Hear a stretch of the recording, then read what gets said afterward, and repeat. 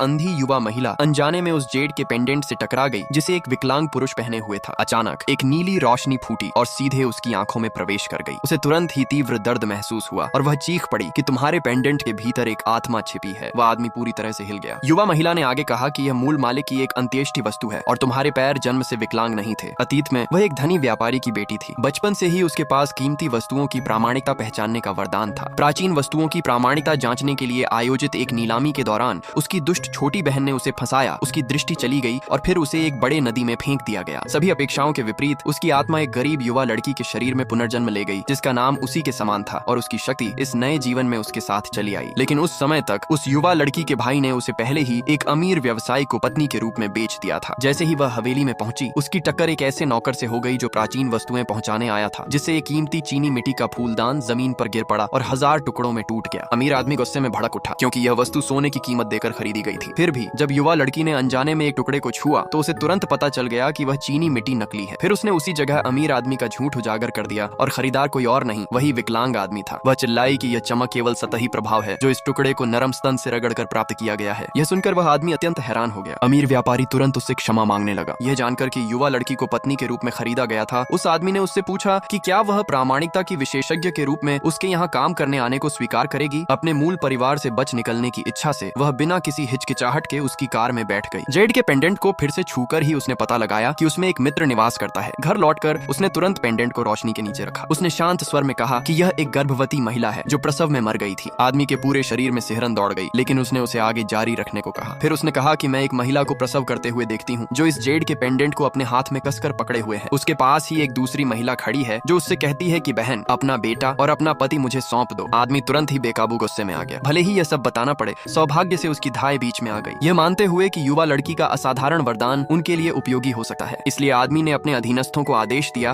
कि उसे अपनी दुकानों में से एक में स्थापित कर दें और सख्त आदेश दिया कि कोई भी उसके पास न जाए। उसी दिन दुकान को प्राचीन वस्तुओं की एक नई खेप मिली। प्रबंधक ने उससे उनकी प्रामाणिकता जांचने को कहा, लेकिन एक अन्य विशेषज्ञ यह देखकर कि वह अंधी है जानबूझकर उसे अपमानित करके उसे वहां से निकालना चाहता था। जब उनके बीच शारीरिक संपर्क हुआ तो युवा महिला के मन में अचानक भयावह चित्र उभर आए। वह वहीं चीख उठी कि तुमने अपनी गर्भवती पत्नी को छोड़ दिया था। विशेषज्ञ उग्र क्रोध में आ गया और उसे बाहर निकलवाना चाहता था। सौभाग्य से विकलांग आदमी के गुर्गे समय पर पहुंच गए और उसे बचा लिया। फिर प्रबंधक ने उसे बदनाम करने की कोशिश की, यह दावा करते हुए कि उसने जानबूझकर विशेषज्ञ के लिए जाल बिछाया था। आदमी ने पूछा कि क्या उसके पास सबूत हैं? युवा महिला ने शांत होकर जवाब दिया कि उसके कमरे में सबूत हैं। यदि वे पुष्टि हो जाए तो उसे तुरंत थाने भेज दो। लेकिन जैसे ही रात हुई उसे आंखों में तेज दर्द महसूस हुआ। उसने समझ लिया कि हालांकि उसकी शक्ति शक्तिशाली थी, वह उसे बहुत अधिक बार इस्तेमाल नहीं कर सकती थी। और ठीक उसी क्षण उसे अचानक महसूस हुआ कि कोई व्यक्ति चुपचाप उसके पास आ रहा